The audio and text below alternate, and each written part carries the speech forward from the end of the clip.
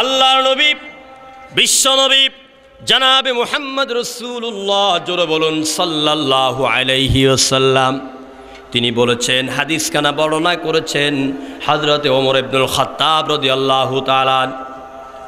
কি উমর, যে উমর আল্লাহ নবী কি হত্যা করতে এসে চিরদিনের জন্য জাহান্নামের ঠিকানা বানাতে লাগলেন, সেই উমর যখন হুজুরের রওজার পাশে দাঁড়ায় সালাম দিলাম, দু কদম সামনে গেলেই এর পাশে হলো হযরতে সাইয়েদনা আবু বকরের নাম, এরপরে হলো হযরত ওমরের নাম।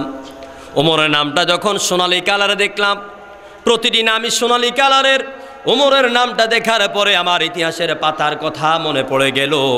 আহারে, এই তো সেই ওমর, যেই ওমর আল্লাহ নবীকে হত্যা করতে সেই চিরদিনের ঠিকানা জাহান্নাম বানাতে লাগলো। সেই ওমর এই কোরআনের কাছে আসার কারণেই আজকে ওই ওমর আল্লাহ নবীর বগলের তলে ঘুমিয়ে আছে। জোরে বলেন সুবহানাল্লাহ। ওমরের এই মর্যাদা কে বাড়িয়ে দিল? কোরআনে কারীম বলেন কে বাড়িয়ে দিয়েছে? সেই ওমর। তিনি হাদিস বর্ণনা করছেন, আল্লাহ নবী বলেছেন, ইন্নাল্লাহা ইয়ারফাউ বিহাদাল কিতাবি আকওয়ামান ওয়া ইয়াদাউ বিহি আখারিন। নিঃসন্দেহে আল্লাহ রাব্বুল আলামিন বহু জাতির ইজ্জত সম্মানকে তিনি বুলন্দ করে দিয়েছেন, আর বহু জাতিকে আল্লাহ তাআলা অপমান আর লাঞ্ছনার চরম তলে নিক্ষেপ করেছেন। কথা ঠিক কিনা বলেন? আমার ভাইয়েরা, কথা দুইটির সংক্ষিপ্ত ব্যাখ্যা হচ্ছে এই, আমার হাবিবের এই দুইটি কথার সংক্ষিপ্ত ব্যাখ্যা হচ্ছে এই, যারা কোরআনের প্রতি ঈমান এনেছে, যারা কোরআনকে বিশ্বাস করেছে, যারা কোরআনকে সম্মান দিয়েছে, যারা কোরআনকে ইজ্জত দিয়েছে, যারা কোরআনকে নিজের বুকের সাথে মিশিয়ে নিয়েছে, যারা কোরআনকে মাথার মুকুট বানিয়েছে, যারা কোরআনের জীবন ধারণ করেছে, তাদেরকে আল্লাহ পাক ইজ্জতের সম্মানের সুউচ্চ আসনে অধিষ্ঠিত করে দিয়েছেন। আর যারা এই কোরআনের সাথে বেয়াদবি করেছে, এই কোরআনকে বৃদ্ধাঙ্গুলি দেখিয়েছে, এই কোরআনের আইন মানে নাই, এই কোরআনের প্রতি পূর্ণ বিশ্বাস করে নাই, এই কোরআনে বর্ণিত আইনের কোনো তোয়াক্কা করে নাই, এদেরকে আল্লাহ তাআলা যুগে যুগে অপমানিত করেছেন, লাঞ্ছিত করেছেন, বঞ্চিত করেছেন, নিগৃহীত করেছেন এবং পৃথিবীর থেকে তাদের নাম নিশানা পর্যন্ত মুছিয়ে দিয়েছেন। কথা ঠিক কিনা বলেন? যেমন ওমর রাদিয়াল্লাহু তাআলা আনহু কোরআনের কাছে আসার কারণে আল্লাহ তার ইজ্জত বাড়ালেন, আর আবু জাহাল কোরআনের সাথে বেয়াদবি করার কারণে আল্লাহ পাক তাকে চরম লাঞ্ছনার জীবন দিয়েছেন, অপমানিত করেছেন, তার দুনিয়াও শেষ, আখিরাতও শেষ। ঠিক কিনা বলেন? এজন্য আমাদের প্রথম দায়িত্ব হচ্ছে এই কোরআন শরীফের কাছে আসতে হবে, কোরআনকে বুঝতে হবে। এখন আসুন, আল্লাহ তাআলা কোরআন কেন দিলেন, কোরআন কি জন্য দিলেন? আমরা আল্লাহ রাব্বুল আলামিন কি এই ময়দান থেকে বসি প্রশ্ন করছি, রব্বুল আলামিন আপনি কোরআন কেন দিয়েছেন? আল্লাহ তাআলা সেই জবাব বিশ্ববাসীকে আজ থেকে ১৫০০ বছর আগে জবাব দিয়া দিলেন। আলিফ লাম রা কিতাবুন আরসালনাহু ইলাইকা লিতুখরিজান নাসা মিনাজ-যুলুমাতি ইলান-নূর। আলিফ লাম রা হারফে মুকাত্তাআত, ওয়াল্লাহু আ'লাম বিমুরাদি। আল্লাহ এর অর্থ সম্পর্কে ভালো জানেন। এই সব বিচ্ছিন্ন অক্ষর কোরআনে কারীমের 14টি সূরার প্রথমে রয়েছে, 29টি বিচ্ছিন্ন অক্ষর রয়েছে। এই ব্যাপারে আল্লাহ পাক তামাম পৃথিবীর সব মুফাসসিরিন কেরামের মুখে তালা মেরে দিয়েছেন। এর অর্থ সম্পর্কে একমাত্র আল্লাহই ভালো জানেন। জোরে বলুন সুবহানাল্লাহ। কিতাবুন আনসালনাহু ইলাইক, নবী হে, আপনার প্রতি আমি এই কিতাব অবতীর্ণ করেছি এই জন্য যাতে করে আপনি কোরআনের শিক্ষা প্রশিক্ষণ দিয়ে সমাজের মানুষগুলিকে সকল প্রকারের অন্ধকার থেকে, পুঁজিভূত অন্ধকারের অতল তল থেকে মুক্তি থেকে আপনি আলোর দিকে নিয়ে আসবেন। জোরে বলেন সুবহানাল্লাহ। আজকে আমরা আমাদের মাঝে যে অশান্তির দাবানল জ্বলছে, আমরা যে অশান্তির আগুনে জ্বলে জ্বলে জ্বলে পুড়ে ছাই হয়ে যাচ্ছি, গোটা বিশ্ব আজ বড় শান্তিতে নাই। ঠিক কিনা বলেন?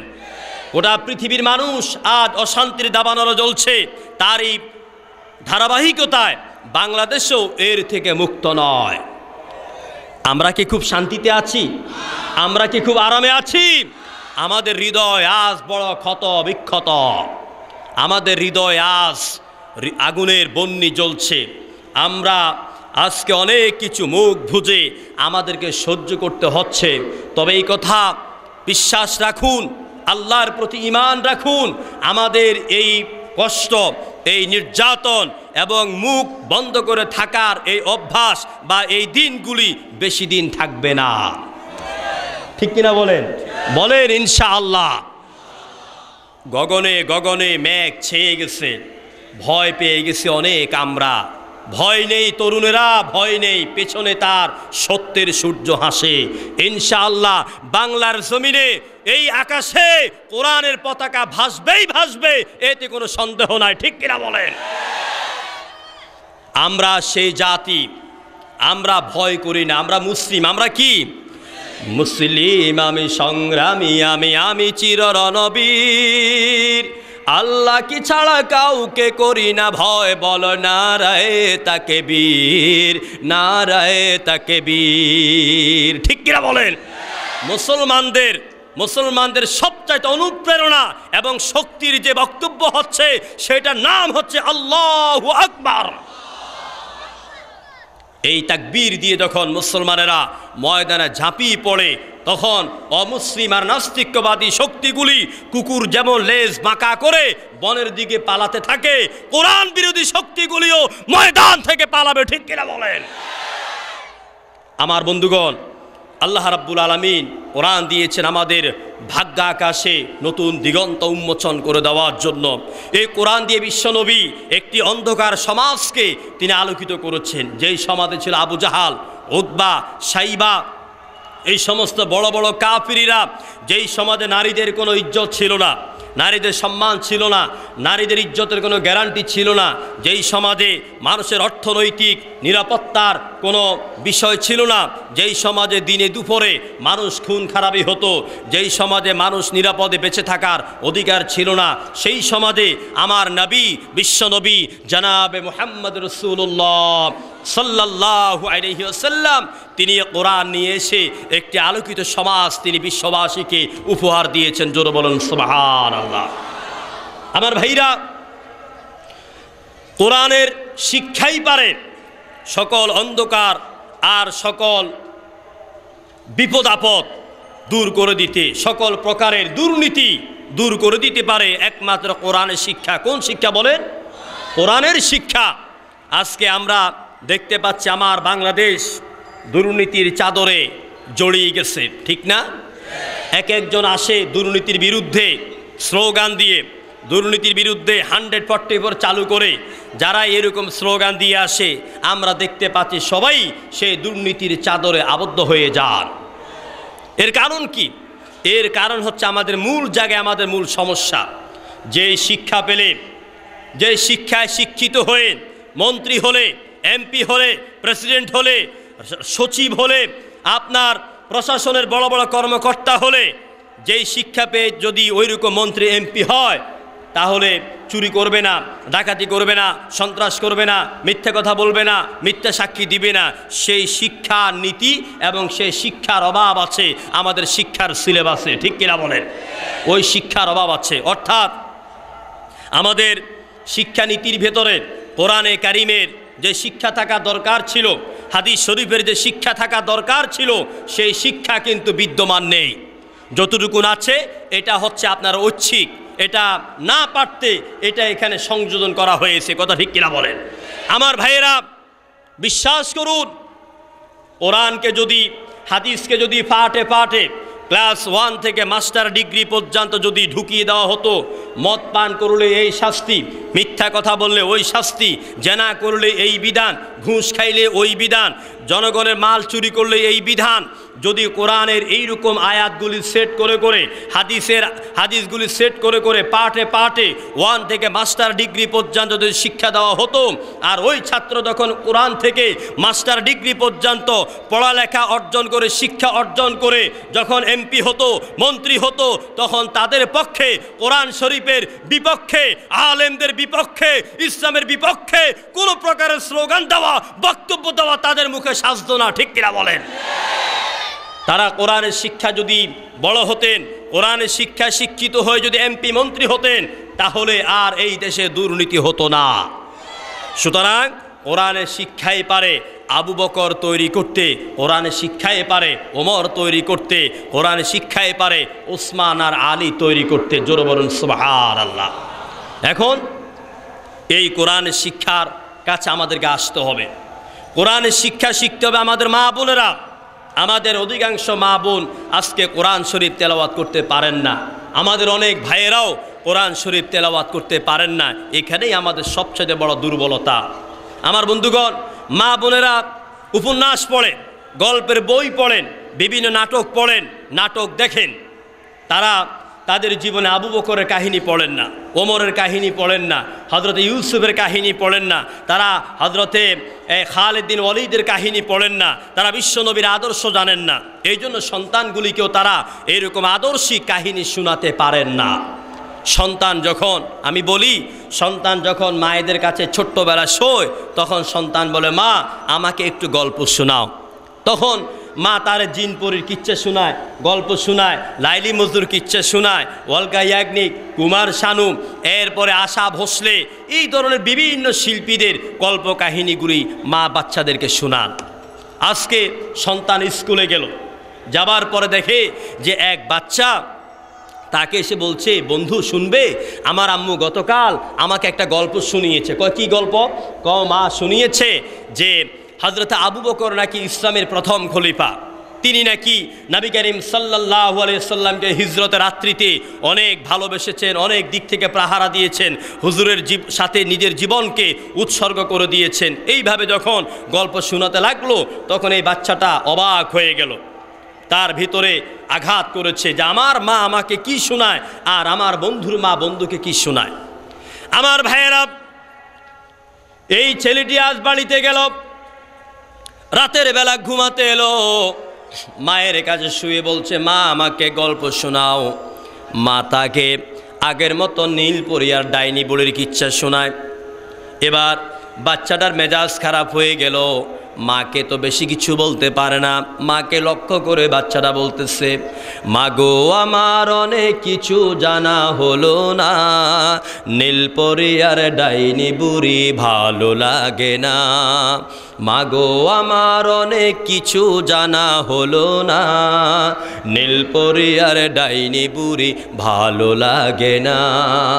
সত্যি করে বলবে কি মা রাতের আকাশে লক্ষ তারা রূপালি চাঁদ কোত্থেকে আসে? আল্লাহু আকবার। সত্যি করে বলবে কি মা রাতের আকাশে লক্ষ তারা রূপালি চাঁদ কোত্থেকে আসে? সাত সকালে যায় হারিয়ে কোথায় জানি না, ও মা সাত সকালে যায় হারিয়ে কোথায় জানি না। মাগো আমার অনেক কিছু জানা হলো না, নীলপরি আর ডাইনি বুড়ি ভালো লাগে না। জোরে বলুন সুবহানাল্লাহ। মা আমাকে শিখাও, কার হুকুমে পূর্ব দিগন্তে সেই রক্তিম সূর্য উদিত হয়? কার হুকুমে ওই আকাশে রূপালী চাঁদ উদিত হয়? কার হুকুমে লক্ষ কোটি তারকা আকাশের মধ্যে ভেসে বেড়ায়? সেই সত্তার, সেই রবের পরিচয় আমাকে দাও। আমার ভাইয়েরা, আমার মায়েরা যদি, আমার বাবারা যদি ছোট্টকালে সন্তানের কলিজার ভেতরে তাওহীদ, আল্লাহর তাওহীদকে ঢুকিয়ে দিতে পারে, আল্লাহর পরিচয়কে ঢুকিয়ে দিতে পারে, ইসলামী শিক্ষা যদি সন্তানদেরকে বড় করতে পারে, তাহলে এই দেশে নাস্তিক আর মুরতাদ তৈরি হবে না। ঠিক কিনা বলেন? এজন্য কোরআনের শিক্ষার কাছে আসতে হবে, কোরআনের কাছে আসতে হবে। কোরআনই পারে আমাদেরকে সত্য এবং মিথ্যার পথ দেখাতে, কোরআনই পারে আমাদেরকে ভালো এবং মন্দের পথ বলে দিতে। নদীর কল কলে ঢেউয়ের ছল চলে, ওই নামেরই গান শুনে মন, ওই নামেরই গান শুনে মন দেয় যে নীরব সারা। লা ইলাহা ইল্লাল্লাহ, লা ইলাহা ইল্লাল্লাহ, লা ইলাহা ইল্লাল্লাহু মুহাম্মাদুর রাসূলুল্লাহ। জোরে বলুন সাল্লাল্লাহু আলাইহি ওয়াসাল্লাম। আমার ভাইরা, সুতরাং এই কোরআনে কারীম এসেছে মানব জাতিকে মুক্তি দেওয়ার জন্য। মানুষের ব্যক্তি জীবন, পারিবারিক জীবন, সামাজিক জীবন, অর্থনীতি, সমাজনীতি, বন্ধুনীতি, যুদ্ধনীতি, শিক্ষানীতি, বিবাহনীতি, সব নীতির ব্যাপারে কোরআন শরীফে বলা আছে নাকি নাই? আল্লাহ রাব্বুল আলামিন বলেন, ওয়ানাজ্জালনা আলাইকাল কিতাবা তিবয়ানান লিকুল্লি শাই। আমি বাংলাদেশের এই পচা রাজনীতির কথা নিয়ে কথা বলি না, আমি সেই রাজনীতির কথা বলি যেই নীতির রাজা হচ্ছেন আকাশের মালিক, জমিনের মালিক। চিল্লায় বলেন কে? আকাশের রাজা কে? জমিনের রাজা কে? আমাদের জীবনের রাজা কে? সুতরাং আমরা সেই রাজার নীতির কথা বলি, আর সেই রাজার নীতির নাম হচ্ছে আল কোরআন। কথা ঠিক কিনা বলেন? রাজার নীতির কথা যদি না বলি, কিয়ামতের দিন আল্লাহর দরবারে দাঁড়িয়ে, আসামির কাঠগড়া দাঁড়িয়ে জবাবদেহি করতে হবে। কারণ এই কোরআনের রাজ কায়েম করা, জমিনে প্রতিষ্ঠিত করা আল্লাহ রাব্বুল আলামিন প্রত্যেক মুসলমানের উপর ফরজ করে দিয়েছেন। কোরআনের রাজ যদি জমিনে কায়েম নাই বা হবে, এই জমিনে বেঁচে থাকার কোনো অর্থ নাই। আমার বন্ধুগণ,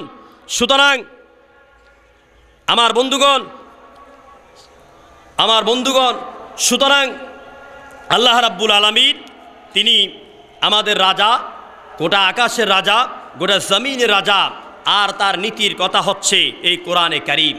এই কোরআন শরীফ দিয়ে আমাদের জীবনকে রাঙাতে হবে। আসুন আল্লাহ রাব্বুল আলামিন তার প্রিয় নবী মুহাম্মদ রাসূলুল্লাহ সাল্লাল্লাহু আলাইহি ওয়াসাল্লামকে এই পৃথিবীতে পাঠালেন। কেন পাঠালেন? কি জন্য পাঠালেন? কি দিয়া পাঠালেন? এই কয়েকটি কথা বলেই ইনশাআল্লাহ আমি আলোচনা করব। আমি আসলে আমার একটা অভ্যাস, আমি আমার জীবনে 17 বছর, এই বছর সহ আমি 17 বছর আমার এই লাইনে আমি কাজ করে যাচ্ছি। আমি যখন ফাজলে পড়ি তখন থেকেই বাংলাদেশ এবং ভারতে বিভিন্ন জায়গায় কোরআনে কারীমের কথা বলে আল্লাহ পাক বেড়াচ্ছেন। তো আমার অভ্যাস হচ্ছে আমি একসাথে 2 মাহফিল করি না, আমার এই অভ্যাস নেই। কারণ 2 মাহফিল নিলে কর্তৃপক্ষকে কষ্ট দেওয়া হয়। শুধুমাত্র আমার আজকের মাহফিল হচ্ছে আপনার রামু, বিশাল তাফসিরুল কোরআন মাহফিল। তো আমি এখানে আমার ছোটো ভাই নিয়ামত বা মাহফিল কর্তৃপক্ষের অনুরোধে আমি আপনাদেরকে যে সময়টুকুন দেওয়ার চেষ্টা করেছি, ওখানে আবার আমাকে 9টা থেকে আলোচনা শুরু করতে হবে। এই সংক্ষিপ্ত পরিসরে আমি আপনাদের সামনে এই কয়েকটি প্রশ্নের জবাব দিয়ে ইনশাল্লাহ আমি আমার আলোচনাকে সমাপ্ত করব। সম্মানিত ভাইয়েরা, আল্লাহ রাব্বুল আলামিন তার রাসূলকে দুনিয়াতে কেন পাঠালেন সেই কথা আল্লাহ বলছেন। লাকাদ আরসালনা রুসুলানা বিল বাইয়িনাতি ওয়া আনসালনা মাআহুমুল কিতাবা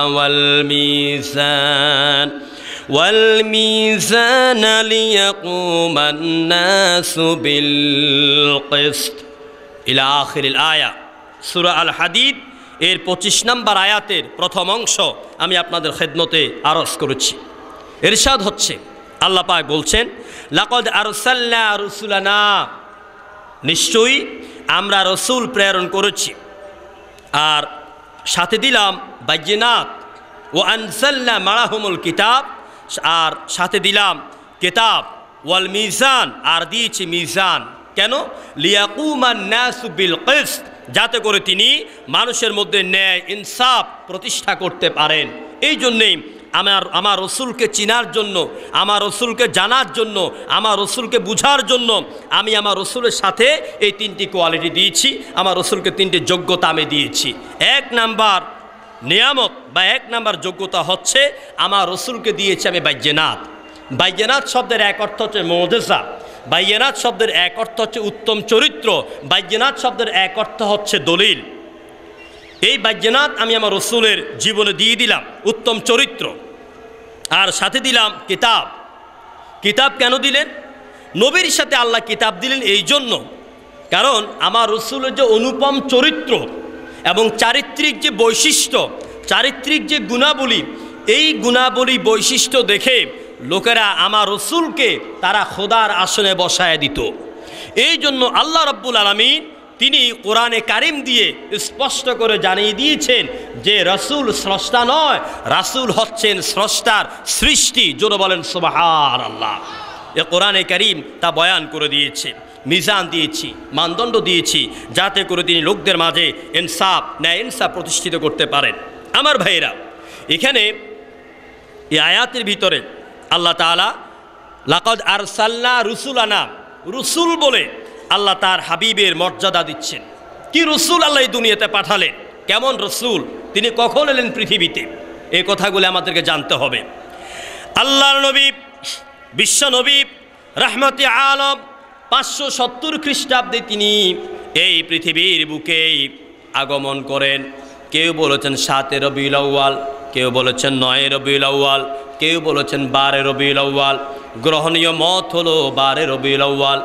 আল্লাহ নবী পৃথিবীর বুকে এলেন, এমন সময় এলেন আরবের মক্কার বুকে এক ঝরাঝীর্ণ কুটিরের ভিতরে, যে ঘরের মধ্যে কোনো তেমন ওই সময় আলো জ্বালাবার মতন একটু তেল ছিল না, যে ঘরের মধ্যে সন্তান আসলে পরে যিনি সব চাইতে বেশি আনন্দিত হবেন, আজকে ওই লোকটাও পৃথিবীর বুকে বেঁচে নাই।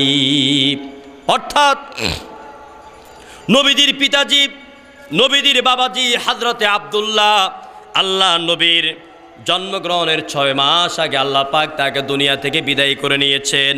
বিশ্বনবী যখন দুনিয়াতে এলেন, আরবের আওয়াজ নীতি অনুযায়ী নবীদের দাদা আব্দুল মুত্তালিব মক্কার বাজারে গেলেন।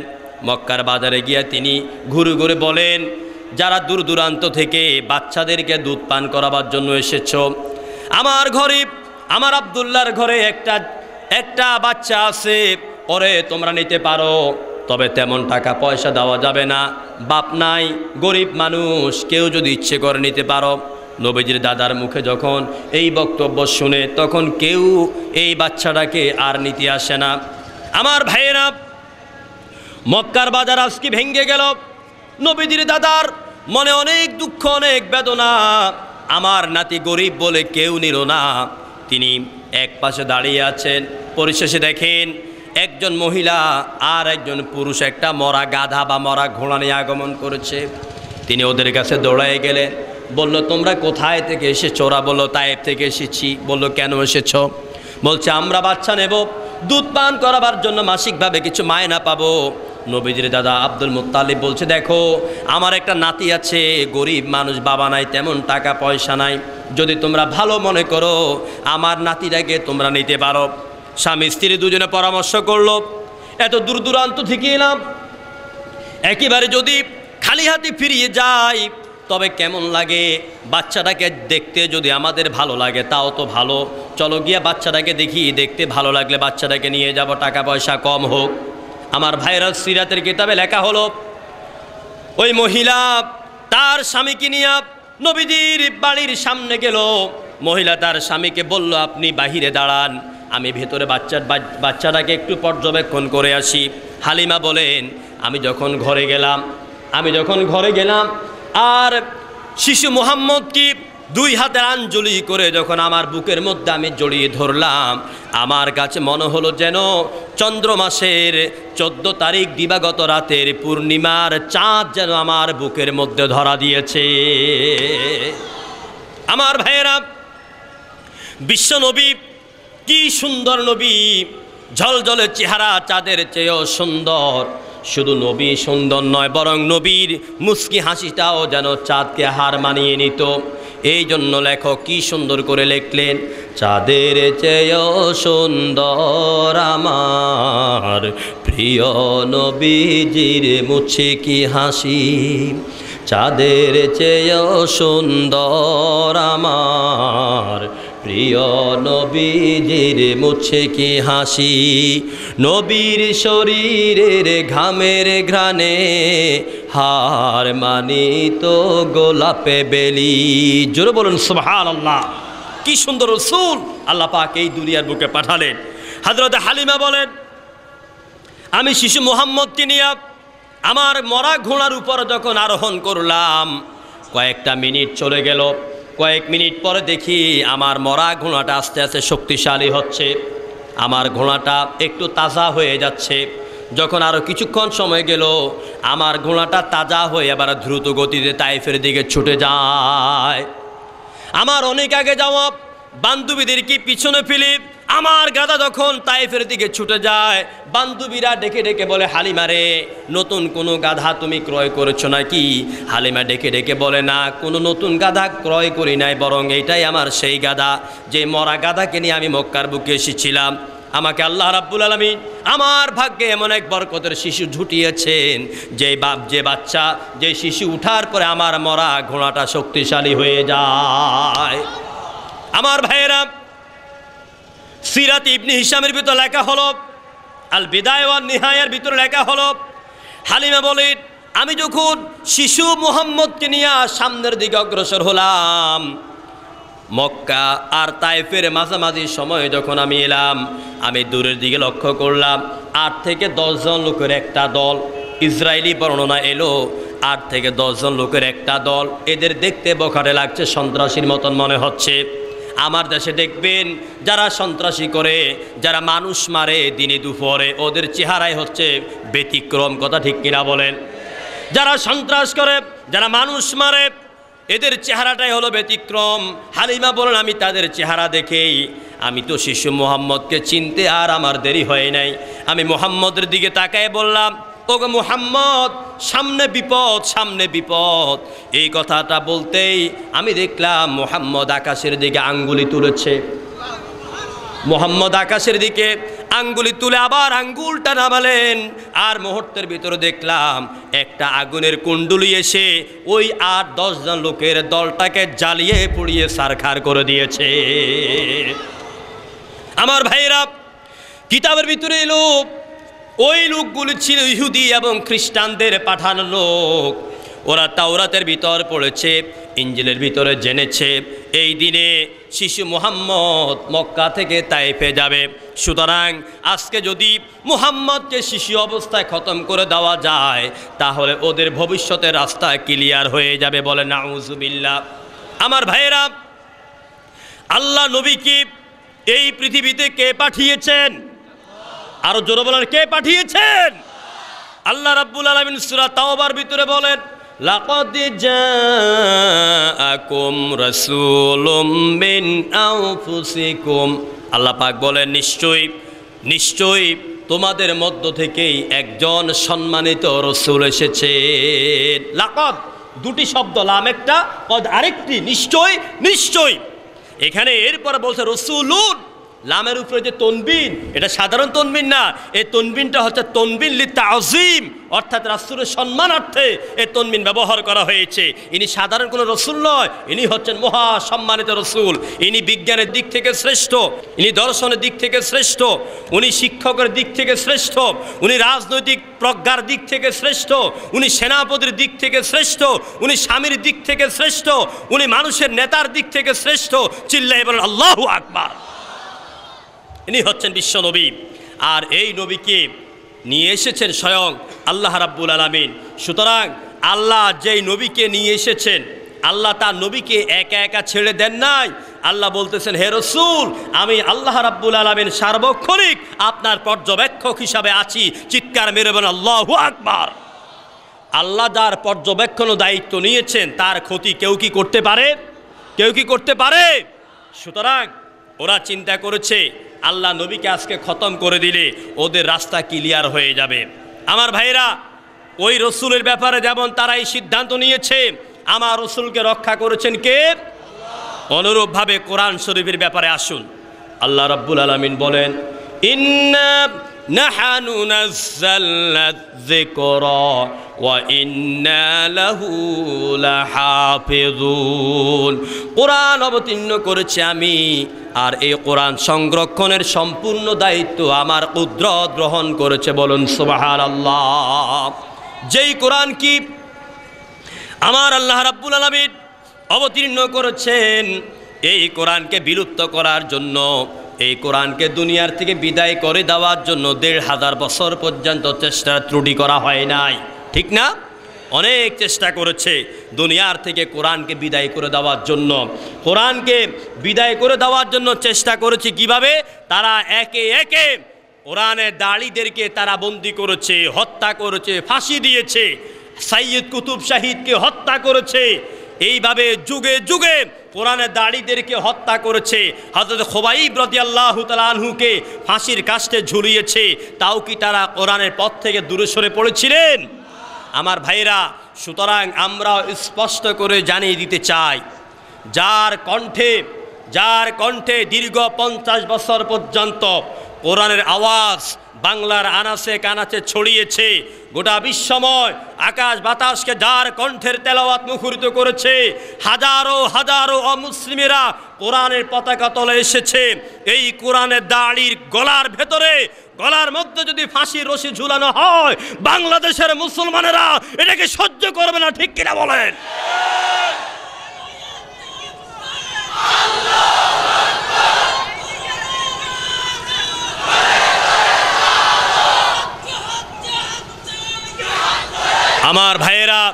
আমার ভাইয়েরা, হাজার বছর ধরে অনেক চেষ্টা করা হয়েছে কোরআনের আওয়াজকে বন্ধ করে দেওয়ার জন্য, কিন্তু আল্লাহ রাব্বুল আলামিন তিনি বলছেন, কোরআন অবতীর্ণ করেছে আমি, যতই চেষ্টাই করুক না বাতিলেরা, কোরআনকে জমিন থেকে উৎখাত করা যাবে না, বরং যারাই কোরআনকে উৎখাত করতে আসবে আল্লাহ রাব্বুল আলামিন তাদেরকে চিরতরে আল্লাহর জমিন থেকে উৎখাত করে দিবেন। আমার বন্ধুগণ, বিশ্বনবী সাল্লাল্লাহু আলাইহি সাল্লামকে ওরা চেয়েছে জমিন থেকে বিদায় করে দিতে, কিন্তু আল্লাহ বলেন না, আমি আমার হাবিবকে রক্ষা করেছি। আমার ভাইয়েরা, আল্লাহর নবী বিশ্বনবী জনাবে মুহাম্মদ রাসূলুল্লাহ সাল্লাল্লাহু আলাইহি সাল্লামকে হালিমা নিয়ে গেলেন বাড়িতে। হালিমা বলেন, কি বরকতের শিশু আমার বাড়িতে এলো। নবীজি আমার বাড়িতে যখন এলেন, তখন আমার যেই কূপে পানি নাই, কুয়ায় পানিতে ভরে গেল। যেই গাছের মধ্যে ফসল নাই, সেই গাছের মধ্যে ফসল বেড়ে গেল। যেই চারণভূমিতে ঘাস নাই, সেখানে ঘাস বেড়ে গেল। এই অবস্থাকে আল্লাহ রাব্বুল আলামিন পরবর্তীতে কোরআনে কারীমের ভিতরে বর্ণনা করে দিলেন, ওয়ামা আরসালনাকা ইল্লা রাহমাতাল লিল আলামিন। পড়ুন সবাই, ওয়ামা আরসালনাকা ইল্লা রাহমাতাল লিল আলামিন। ও নবী, আমি আপনাকে তামাম বিশ্ববাসীর জন্য, হিন্দু, মুসলিম, খ্রিস্টান, বৌদ্ধ, ঠেলাওয়ালা, মজদুর, ডাক্তার, ইঞ্জিনিয়ার, মৌলানা, শিক্ষিত, অশিক্ষিত সব মানুষের জন্য আমি আপনাকে রহমত করে পাঠিয়েছি। জোরে বলেন সুবহানাল্লাহ। এই রহমতের নবী দুনিয়াতে এলেন, আল্লাহ তাকে কি চারিত্রিক বৈশিষ্ট্য দিয়েছেন। ছোটদেরকে দেখলে আগে সালাম দিতেন, বড়দেরকে শ্রদ্ধা করতেন, সম্মান করতেন।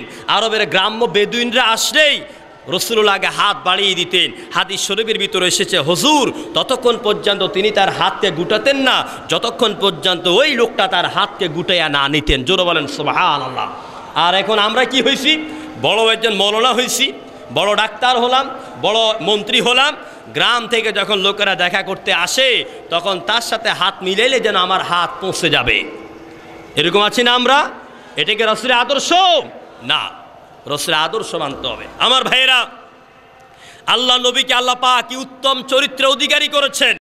আমার রাসূলকে কি বৈশিষ্ট্য দিয়েছেন। আমার রাসূল সবার সাথে মুস্কি হাসি দিয়ে কথা বলতেন। হুজুর যখন মুস্কি হাসি দিতেন, তখন গোলাপের পাপড়ির মতন সামাইলে তিরমিজির ভিতরে এলো, 1 ডজন হাদিসের অনুবাদ হলো। রাসূলের চেহারা এত সুন্দর ছিল, হুজুরের 2টা ঠোঁট ছিল গোলাপ ফুলের পাপড়ির মতো, দন্ত মোবারকগুলি ছিল এত সাদা, এত শুভ্র। আমার রাসূল যখন হাসি মারতেন, তখন 2 দিকে 2টা ঠোঁট চলে যেত, আর মনে হতো যেন আষাঢ় এবং শ্রাবণের বৃষ্টির কালো মেঘের ভিতর দিয়া বিদ্যুৎ চমকিয়ে গেছে। জোরে বলেন সুবহানাল্লাহ। আমার নবী কাউকে আঘাত করেন নাই, কাউকে কোনোদিন গালি দেন নাই, কারো থেকে ঋণ নিলে তার ঋণের মধ্যে তিনি ফাঁকি দেন নাই। এই ছিল আমার রাসূলের উত্তম চরিত্র। আমার রাসূল ছিলেন তিনি দৃঢ় সংকল্পের অধিকারী। আমার রাসূল পরম শত্রুকেও তিনি সবসময় ভালোবাসতেন, শত্রুর সাথেও তিনি ভালো ব্যবহার করতেন। আমরা অনেকে বলি ইসলামের শত্রুরা হুঁশিয়ার, সাবধান, এই কথা বলবেন না। আমরা ইসলামের শত্রু কাউকে মনে করি না, আমরা সবাইকে বন্ধু মনে করি। কথা ঠিক কিনা বলেন? আমরা বুক ভরা দরদ দিয়ে আমরা সবাইকে কোরআনের দিকে দাওয়াত দেই। যারা আজকে ইসলামের বিরোধিতা করে, যারা